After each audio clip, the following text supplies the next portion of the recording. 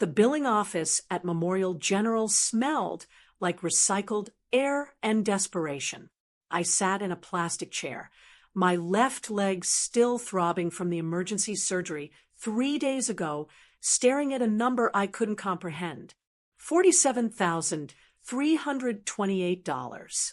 The woman behind the desk, her nameplate reading Patricia, looked at me with practiced sympathy.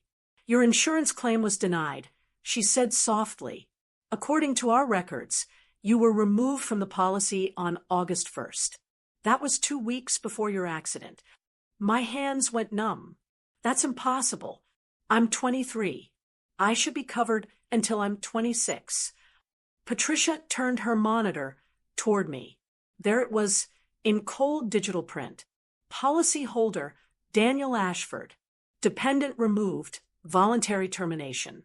My father's signature, scanned and official, sat at the bottom of the form like a period at the end of a sentence I never agreed to finish. There must be a mistake, I whispered. But Patricia's face told me there wasn't. She slid a payment plan brochure across the desk. My phone buzzed in my pocket. A text from my father. We need to talk. Call me when you're ready to listen. Ready to listen. As if I'd been the one not paying attention. I called him from the hospital parking lot, leaning against my car, because standing without support made my legs scream. He answered on the first ring, his voice steady and measured, the same tone he used when explaining why I couldn't go to art school or why my college fund went to my stepbrother's business venture instead. Alex, he said, I know you're upset. You removed me from the insurance. I did. And before you spiral, let me explain the reasoning. You're 23 years old. You have a degree. You're working full-time at that gallery. It's time you learn to stand on your own 2 feet. I fell off a ladder at work, Dad. I shattered my kneecap. This wasn't. Life doesn't wait for convenient timing, he interrupted. This is a teaching moment. You need to understand financial responsibility. Your mother and I coddled you too long. Consider this a necessary lesson. A teaching moment. I was staring at a bill that equaled a year's salary, and he called it pedagogy. You did this on purpose, I said, 2 weeks before. I didn't know you'd have an accident, Alex. Don't be dramatic. You'll figure it out. That's what adults do. He hung up. I stood there, phone pressed to my ear, listening to silence. By the time I got home to my apartment, the story had already spread. My stepmother, Vanessa, had posted about it on the family group chat. Not with concern, with justification. Daniel made a tough but necessary decision to help Alex grow up. Sometimes love means letting them struggle. Proud of my husband for having the courage to parent through discomfort. My aunt replied with a praying hands emoji. My cousin wrote, tough love works. My younger stepbrother, Kyle, the one whose business venture consumed my college fund, sent a private message. Dad's right, you know. You've been coasting. Coasting. I'd worked 2 jobs through college because the money ran out. I'd paid my own rent since graduation. I'd asked for nothing except to stay on the insurance I was legally entitled to until 26. But now I was the problem. The ungrateful child who didn't appreciate the lesson. I sat on my couch, leg elevated, scrolling through messages from relatives I barely spoke to, all weighing in on my character development. The humiliation was almost worse than the pain. Nobody asked if I was okay. They asked if I'd learned anything yet. I thought about the years before this, the years when I believed following the rules would protect me. I was the easy child, the one who didn't push back when Dad married Vanessa 6 months after Mom died, the one who smiled through holidays when Kyle got the new car, and I got a lecture about entitlement. I swallowed my disappointment when my college fund evaporated into Kyle's failed cryptocurrency startup because Dad said, family helps family. I believed that if I stayed quiet, if I proved I wasn't a burden, I'd be safe. I remembered the day I turned 18, Dad sat me down in his office, the walls lined with photos of him shaking hands with executives and politicians. "You're an adult now," he'd said. "That means accountability. No more excuses." I nodded. I'd agreed. I thought accountability meant working hard and being responsible. I didn't know it meant being expendable. The first quiet sacrifice happened when I was 19. I'd been accepted to a summer internship in Boston, an incredible opportunity at a gallery I'd dreamed about since high school. Room and board included, small stipend, career launching experience. Dad said no. "Vanessa needs help with Kyle's graduation party planning. Family comes first. The gallery will understand." I canceled.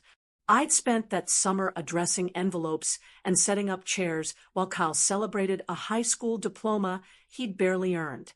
The gallery never responded to my emails again. I told myself it was fine. There would be other opportunities. When I brought it up a year later, Dad looked confused. "You chose to stay home, Alex. Nobody forced you. Don't blame others for your decisions." I'd learned then that sacrifice doesn't build credit. It builds expectation. At 21, I'd started setting boundaries. Small ones. I stopped coming home every weekend. I started saying no to last-minute errands. Vanessa would text me at midnight. "You've changed," Dad told me over dinner. "You used to be so helpful. Now you're distant." "I have a job and classes, Dad. I can't drop everything." Family should be your priority. When did you become so selfish? I wasn't being selfish. I was trying to breathe. But he framed every boundary as a betrayal. Every no was evidence of my declining character. Vanessa agreed, naturally. She told relatives I'd become difficult and ungrateful since moving out. Kyle, who'd never paid rent or held a job longer than 3 months, was held up as the model child. Responsible, motivated, focused. I watched them rewrite reality in real time, and I stayed quiet because I still believed the truth would matter eventually. I was wrong. The emotional betrayal came in layers, each one building on the last. Dad stopped returning my calls unless I called 3 times. He'd answer on the 3rd attempt with a sigh, as if I were a telemarketer. Conversations became interrogations. Why wasn't I making more money? Why was I still at the gallery? When would I get serious about my future? I tried to share my work, a curator project I'd spent months on, a small write-up in a local magazine. He glanced at it, handed it back. "That's nice, Alex. But when are you going to do something that actually pays?" Vanessa was worse. She'd make comments at family dinners, little jabs disguised as concern. "You're looking thin. Are you eating enough? Or are you spending all your money on those artsy coffee shops?" When I defended myself, I was too sensitive. When I stayed quiet, I was sulking. The goal wasn't to help me. It was to keep me off balance, always scrambling to prove I wasn't the failure they implied I was. I didn't know about the insurance removal until the hospital billing office. But when Patricia showed me the date, something clicked. August 1st, 2 weeks before my accident. I pulled up my calendar.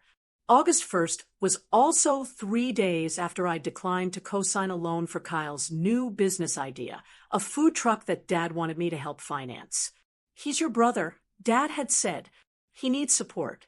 "Stepbrother," I'd corrected quietly. "And I can't afford it, Dad. I'm barely covering my own rent." That's a selfish attitude, Alex. Family invests in family. Then why didn't my college fund count as an investment? The silence had been sharp. Dad's jaw tightened. "We're done here." 3 days later, he removed me from the insurance. Not in anger. Methodically, he'd logged into the portal, selected my name, clicked Terminate Dependent, and confirmed. Then he'd gone on with his day. This wasn't a lesson. It was retaliation. My Aunt Diane called me on the fourth day.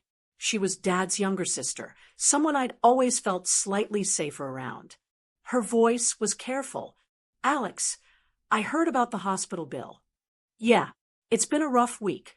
Your father said he removed you to teach responsibility, but she paused. That doesn't sit right with me. You've always been the responsible one. And the timing, right after you said no to Kyle. I felt something crack open in my chest. Someone saw it. I don't know what to do, Aunt Diane. Document everything, she said quietly. Dates, conversations, texts. I don't know where this is going, but if your father is building a narrative, you need a record of the truth. Why would he build a narrative? Because, sweetheart, she said, her voice heavy, your father doesn't like losing control. And you've been slipping out of it. She hung up. I sat there, phone in hand, realizing she was right. Dad doubled down publicly. He posted on social media, something he rarely did, a long caption about tough love and parenting through pain. Removing my child from my insurance was one of the hardest decisions I've made. But real love isn't about comfort. It's about preparing them for the real world. I won't apologize for teaching responsibility, even when it's unpopular. The comments flooded in. Friends of his, colleagues, people who didn't know me. Brave. Necessary. Wish more parents had this courage. Vanessa shared it. Kyle liked it. Nobody mentioned the $47,000 bill. Nobody mentioned my shattered kneecap or the surgery or the fact that I'd been working full-time and living independently for 2 years. They mentioned my entitlement, my lack of gratitude, my failure to launch. Dad's version of reality was louder than mine, and he knew it. He sat back and watched the validation roll in, confident that public opinion had made him untouchable. I started researching the way Aunt Diane suggested. I pulled up the insurance policy documents, the ones I'd been mailed when I turned 18 and was added as a dependent. I read through the clauses, the fine print, the legal language I'd never bothered to understand before. Then I found it. Section 4.2, Dependent Coverage Removal. Policyholders may remove dependents only under the following conditions. Dependent reaches age 26. Dependent secures independent coverage. Dependent is no longer a tax dependent. Or dependent requests removal in writing. I read it 3 times. I was 23. I didn't have independent coverage. I was still listed as Dad's dependent on his taxes. I'd signed the forms myself last April. And I never requested removal. He didn't have the right to remove me. Not legally. Not according to the policy terms he'd agreed to. But he'd done it anyway. And the insurance company hadn't questioned it. I took screenshots. I saved the policy documents to 3 separate folders. I called the insurance company's legal department. It took 4 transfers and 20 minutes of hold music, but eventually a woman named Brenda picked up. I need to understand something, I said. My father removed me from his policy, but according to the terms, he didn't meet the criteria. Brenda pulled up the file. I heard typing. A long pause. You're correct, she said slowly. The removal was flagged internally as irregular, but the policyholder certified that the dependent was no longer eligible. We accepted his statement in good faith. So he lied. That's a strong word. What's the word for signing a document that says I'm ineligible when I'm not? Another pause. We can open a review. If the removal is found to be improper, coverage can be retroactively reinstated. But it requires proof of intent to deceive, which is difficult to establish. What counts as proof? Documentation showing the policyholder knew you met eligibility requirements and removed you despite that knowledge. I thought about the tax forms, the ones with his signature and mine, dated 3 months before he removed me. I have proof, I said. Dad didn't stop at social media. He called a family meeting, Thanksgiving was a month away, and he wanted to clear the air before the holidays. I arrived at the house, the same house I'd grown up in, now redecorated entirely in Vanessa's taste. Kyle was there, sprawled on the couch. Aunt Diane sat in the corner, her expression unreadable. Dad stood at the head of the table like a CEO addressing the board. Alex, I want to make sure we're all on the same page.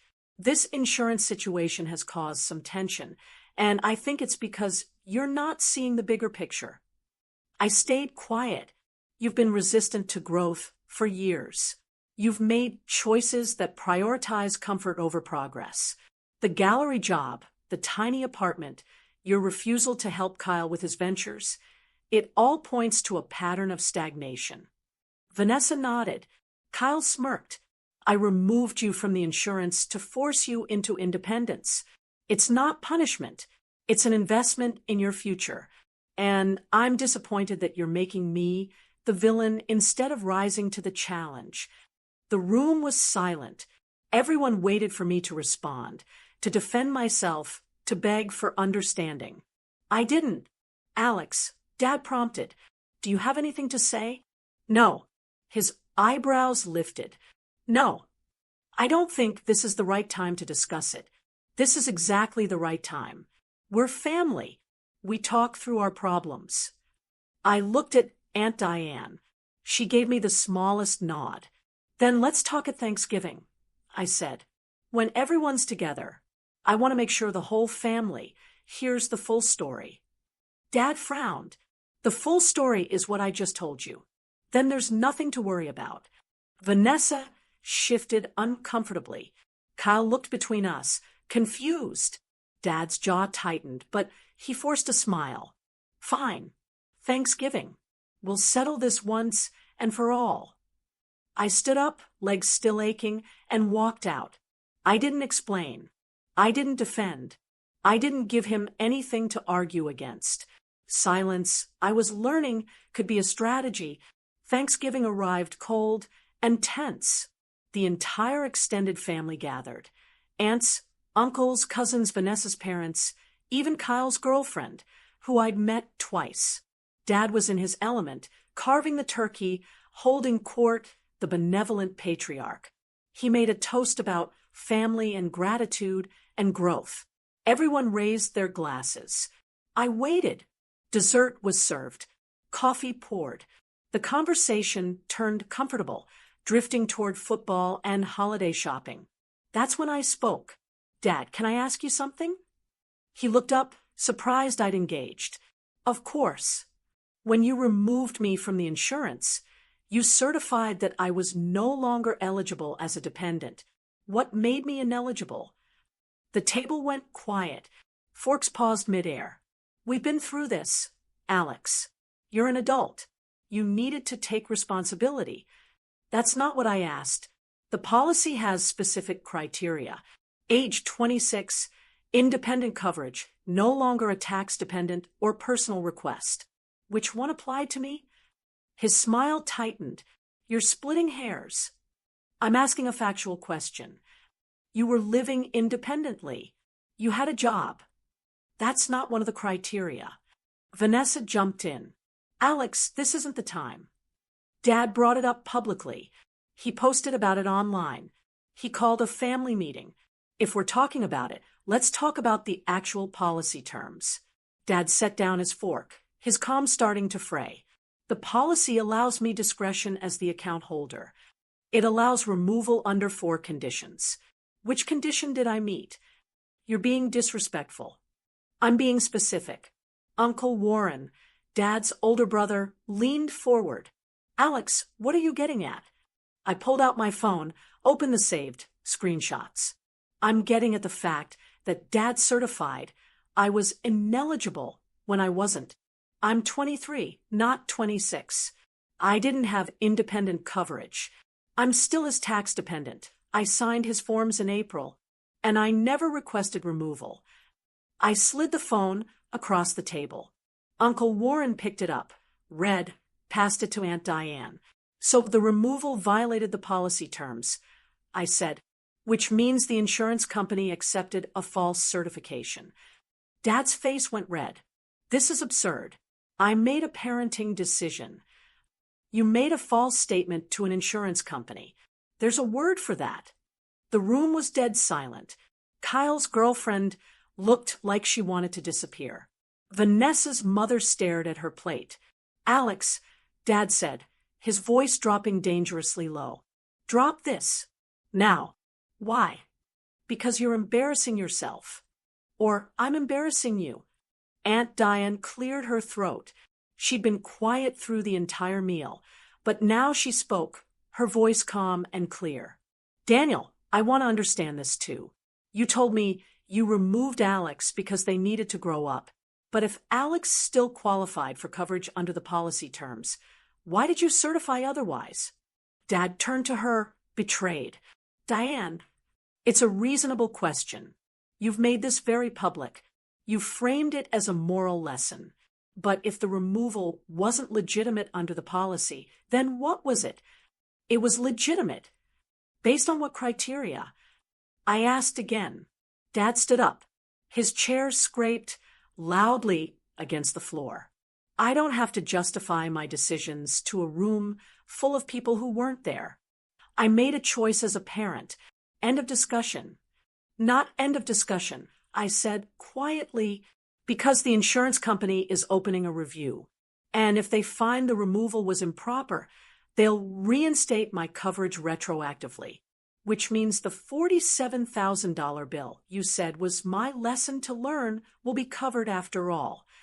The blood drained from his face. You filed a complaint. I asked for a policy review. They flagged the removal as irregular the day you submitted it. They just needed someone to formally challenge it. Uncle Warren set down his coffee. Daniel, is this true? The removal was flagged. Dad didn't answer. His silence was louder than any defense. Kyle tried to salvage it. Even if the insurance pays, Dad was still trying to teach Alex something. He was trying to punish me. I interrupted. 3 days after I refused to co-sign his loan for your food truck, he removed me from the insurance. The timing isn't a coincidence. Vanessa's fork clattered onto her plate. That's not. We never asked you to. You didn't ask. Dad demanded. And when I said no, he retaliated.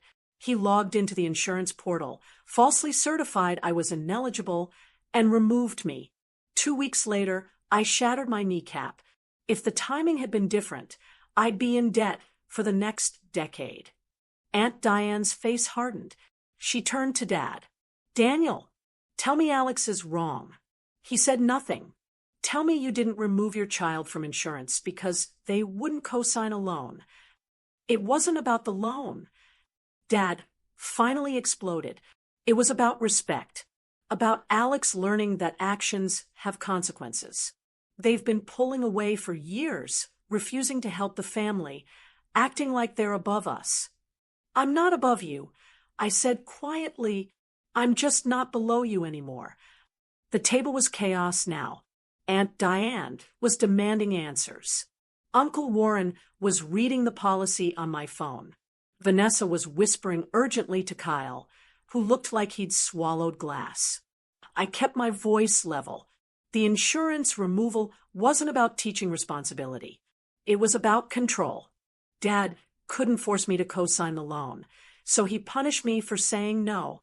He disguised it as parenting, but it was retaliation. And he was willing to let me drown in medical debt to prove a point. That's not true, Dad said, but his voice lacked conviction. Then why did you certify I was ineligible when I wasn't? Why did you violate the policy terms you agreed to? If this was really about teaching me responsibility, why did you lie to the insurance company? He had no answer. The moral high ground he'd been standing on crumbled under the weight of documented facts. Vanessa tried one last time. Alex, even if the timing was unfortunate, your father loves you. He made a mistake, but his intentions don't erase the consequences. I said, I was facing $47,000 in debt because he falsified a document. Love doesn't do that. Control does. Dad was unraveling. The calm, measured patriarch was gone, replaced by someone desperate to regain authority. Fine, he shouted. Fine. I removed you because you were disrespectful, because you turned your back on this family, because you refused to help your brother when he needed you. I wanted you to understand what it feels like to be alone. The room froze. You wanted me to feel alone, I repeated softly, by removing my insurance. While I was recovering from surgery, I didn't know you'd get hurt. But you knew I'd be vulnerable. That was the point. Aunt Diane stood up. Her chair didn't scrape, it slammed. Daniel, do you hear yourself? You just admitted you weaponized your child's health care to punish them for setting a boundary. I was teaching. You were abusing your authority, and you're still trying to justify it. Uncle Warren shook his head. I can't believe this. Danny, I've watched you parent for 20 years, and I've made excuses, but this is beyond the pale. Dad looked around the table. For the first time in my life, I saw him realize he'd lost. The family wasn't nodding along. They were staring at him with disgust. The insurance company's review took 3 weeks. On December 18th, I received a letter. After thorough examination, we have determined that the dependent removal submitted on August 1st violated policy terms. The certification provided by the policyholder contained materially false information. Coverage has been retroactively reinstated effective August 1st. All claims submitted during the coverage gap will be reprocessed. I called the billing office. Patricia, the same woman who'd first delivered the bad news, sounded genuinely happy. Your balance is 0, Alex.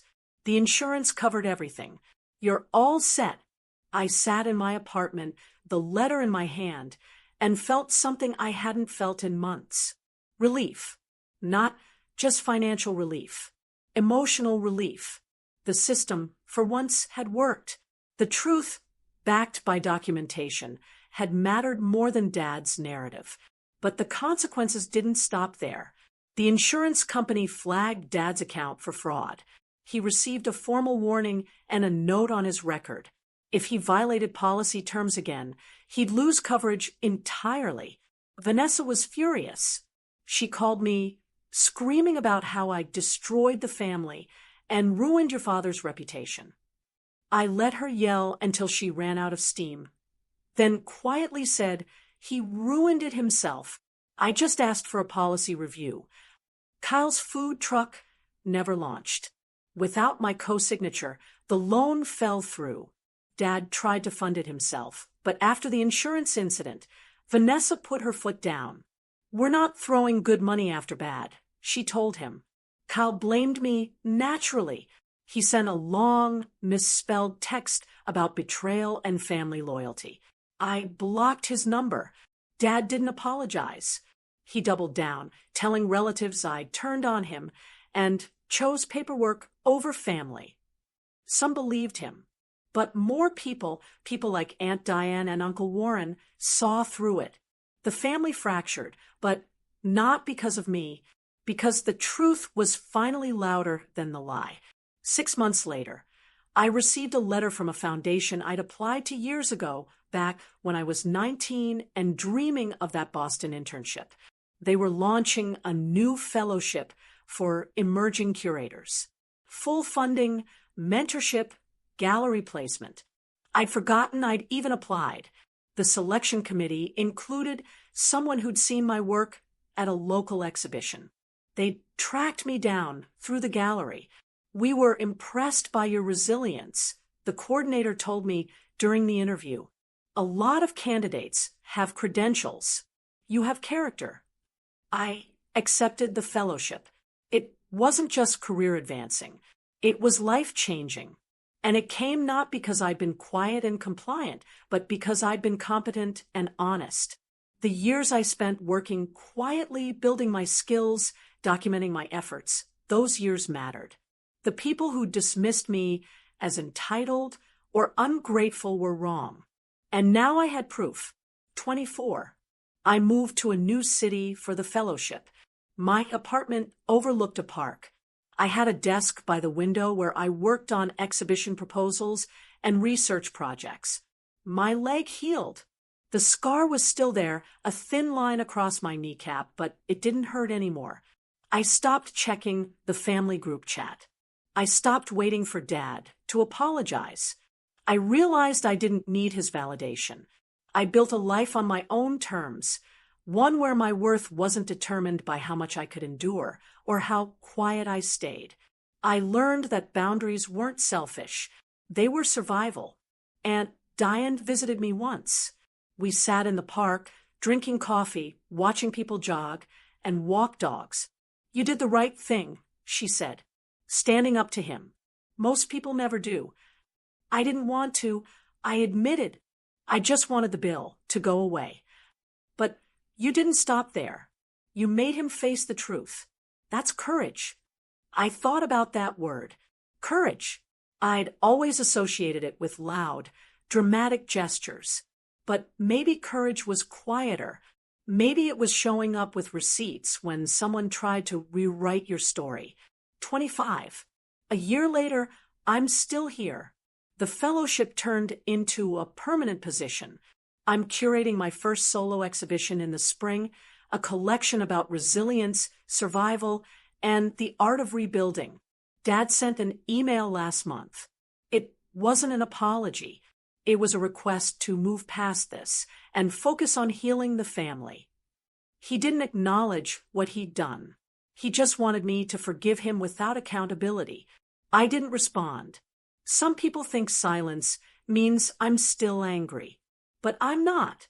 I'm just done paying for a relationship that cost me more than it gave. I learned the real lesson that year, and it wasn't the one Dad intended. It wasn't about responsibility or toughening up or learning to struggle. It was about knowing the difference between love and control. Love doesn't weaponize your vulnerability. It doesn't punish you for boundaries. It doesn't falsify documents to teach you a lesson. Control does. And I'm finally free of it.